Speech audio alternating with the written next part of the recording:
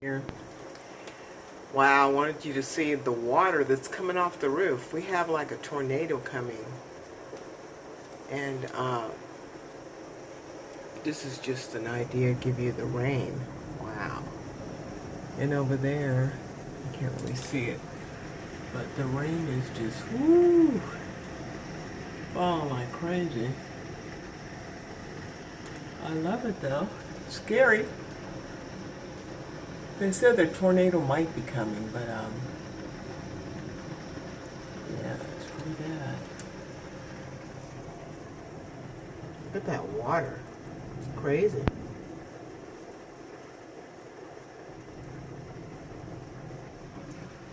The sky's just lighting up. It's starting to calm down a little bit. Yeah, it is.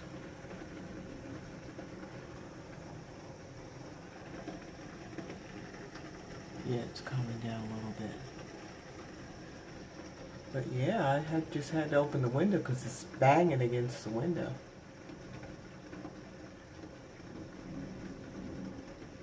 I love it though. Really do. Guys, Sleep Grandma here. I am praying while walking. I am walking my little dog next door at the movie theater.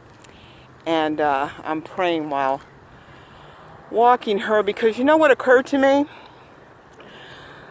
I have this friend that I met and began to get acquainted with after her son was killed by a car accident. Excuse me. He was only 14. And she's a really, really sweet, wonderful person. And I was thinking to myself, just wanted you to see that. Hold on.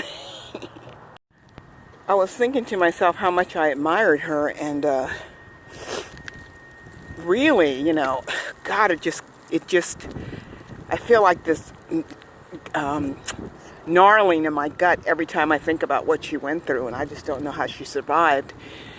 At least that's what I thought. And then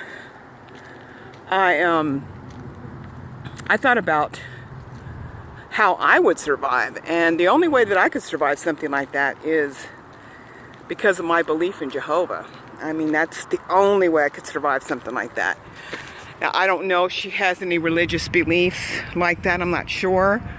We've never really talked about it, but I know that for me personally, I could never survive something like that without religious belief. It would just be, I could just see it as being impossible. So, I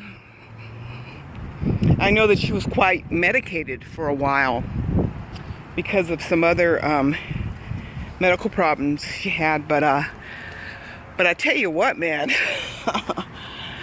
I would probably be effed up. I would probably be effed up for a while, yeah. And I think the only thing that would bring me around is the other children that I have left, because as good mothers, we have an obligation. We have an obligation to keep going for the sake of our other children and grandchildren. So my other friend that I haven't seen in about 30 years, she lost her daughter, and I think about her too. But I was thinking about too how God's personal attention to my life has brought me through so many things. I know that some people say, well, God doesn't work that way. I mean, God's not interested in your pathetic little life. Well, they may think that, but that's not the way it's worked for me. I mean, I have to be honest and sincere with you. That's not the way God works in my life. My God is very interested in every detail of my life. Do things always come out like I want them to? No, not at all. There are some real facts that I've had to swallow, and it hasn't been pretty, let me tell you. And a lot of those I swallowed them with the chase of alcohol, which was my choice. Not his choice for me, but it was my choice to do it that way. And he let me do my thing. He allowed me to do what I had to do, and then he brought me to AA. Or he showed me where AA was. I had to go to AA. I had to make the decision to follow that path or not. But he did show me that there is a way out, you know? There is a way out. So for that, I'm, gosh, so grateful. But I mean, all my life, okay, so I'm in my 60s, and I'm telling you what, even from the age of being very small to a lonely teen. Now, when I was a teenager, my mom married my stepfather. I think I was 16, but mentally I was like 12 because I was as dumb as a stump. But anyway, I mean, not most 12-year-olds are very bright. I was as dumb as a stump. But anyway, I'm very innocent and 16 years old. Mom was very strict with us here in the U.S., but then when she moved us to Mexico City, she married my stepfather. The sister that's 1 year older than I am, she got married. Yeah, at like 17. My other sister came back to the U.S., and my brother was with my aunt all the time. So here I was, at home alone all the time, where I could have done anything at all, anything really, really bad, but I didn't, because I have a God. I had a God, I have a God that shows me right from wrong. Now, does that mean I never did wrong? No, not at all. No, that doesn't mean I never did wrong. It just means that I at least had a compass, okay? I at least felt that someone cared about me, and I had a compass, because I was just like gone from complete control to no control at all, and just abandoned, you know? Who would do this? Look at this. Who do they expect to get rid of that? But anyway, come on. So before I wasn't even allowed to leave the house, and now I was allowed to go anywhere I wanted to, do anything I wanted to. And my mom got upset when she found that I was drinking. But she told me she was going to hang a bucket around my neck when I went to the next party. Did she say, oh, honey, what's going on? You know, I need to spend more time with you or something? No. She just said, where are you going? I said, I'm going to a party. I'll see you later. She goes, I'm going to start hanging a bucket around your neck. And I said, what? And she said, yeah, I'm going to start hanging a bucket around your neck so when you throw up, you can hit the bottom of the bucket. I guess she thought she was being funny, but I don't think I would have said that to my daughter. I would have said, why do you have to drink so much? What do you know, I don't know. I always make sure my girls are mentally okay. I try to anyway, when they let me in. Sometimes they don't, but anyway. So yeah. So I asked my father to send me a good man and that I would take it from there. He sent me my ex-husband and all that whole ordeal. Now, I don't know. And I have asked him, what was that all about?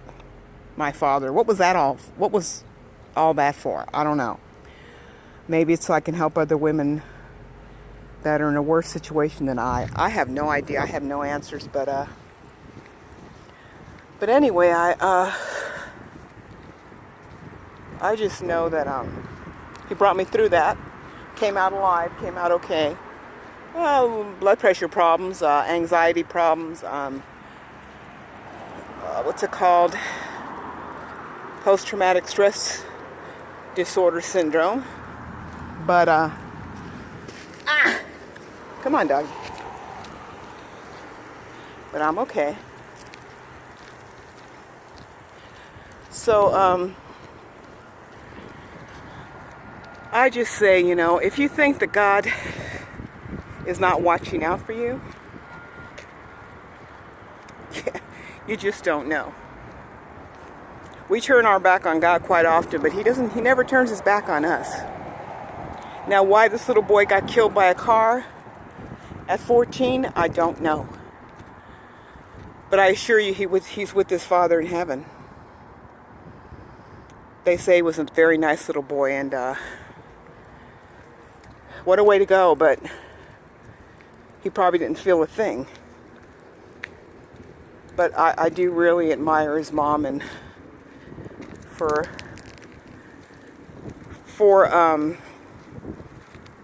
staying, and I'm grateful to her. I'm grateful to her for not taking her own life, because we need her. I know I need her. I need her to know that, as an example, that people do survive these things. People can go on living. And it's okay to survive these things. You know what I mean?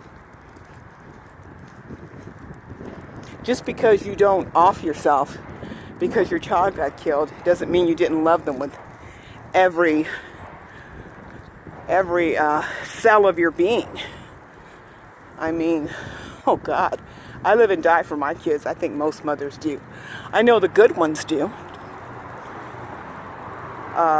Live and die for those kids, but for me, from the moment I had them, I have an obligation to see them through. So, I just felt I had to put this on video because really, I want people to know that, hey, God does work in your personal life, but you have to pray to him like I'm praying to him now. You don't have to wait till you're at church. You don't have to wait until it's nighttime before you go to bed. You do not have to wait at all. Anytime's a good time. Anywhere's a good place. I talk to him anytime he is there. There's that State Farm commercial, like a good friend, State Farm is there. Like a good friend, Jehovah is there, okay? Yeah. He's always there for me. Even when I was drunk, even when I almost fell down and cracked my head on the what's it called, this thing? I don't know what that thing's called. It just escaped my mind, but the edge of the sidewalk, boom, because I couldn't walk because I was so drunk. Even when I almost got hit by a car that was speeding because I didn't realize the light was red for me. I didn't think anybody was coming. I didn't see anybody, so I made that left turn and zoop. This truck comes speeding like 80 miles an hour. Right behind me, a second behind me. I was like, oh shit. Are you serious? I was like, thank you, Jehovah. Oh my gosh. Yikes. I do not want to go down that way. How did mom die? Oh, she got hit by this guy because she was hungover and she didn't notice the light was not green for her. Oh yeah. Good job, mama. No, thank you. I don't want to leave that legacy. So yeah, so please know that that if you reach out for God's hands, he will take it.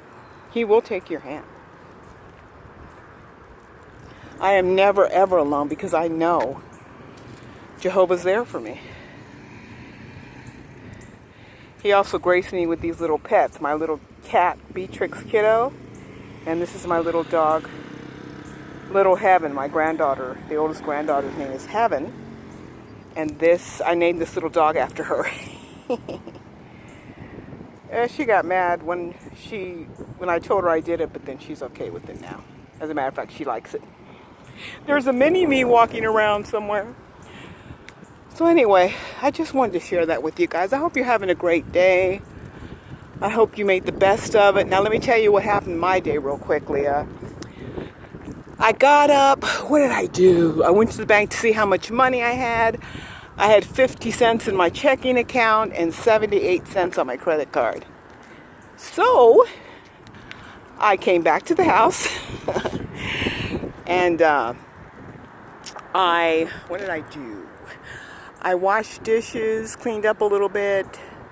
Then I had one of those telephone conference appointments with my therapist to get my medication, Lexapro, 15 milligrams every day. We talked for about 20 minutes about how I was feeling, and Lexapro is an antidepressant, but which I really did not want to take for years and years. Come to find out, it really helps me with my post-traumatic stress disorder symptoms. Really helps me stay in the middle. So I am thrilled about that, and so is my family. So did that.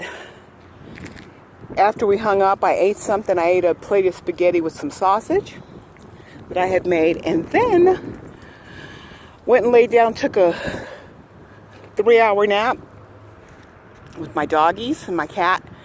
And then, let's walk over here, mommy. Come on, come on.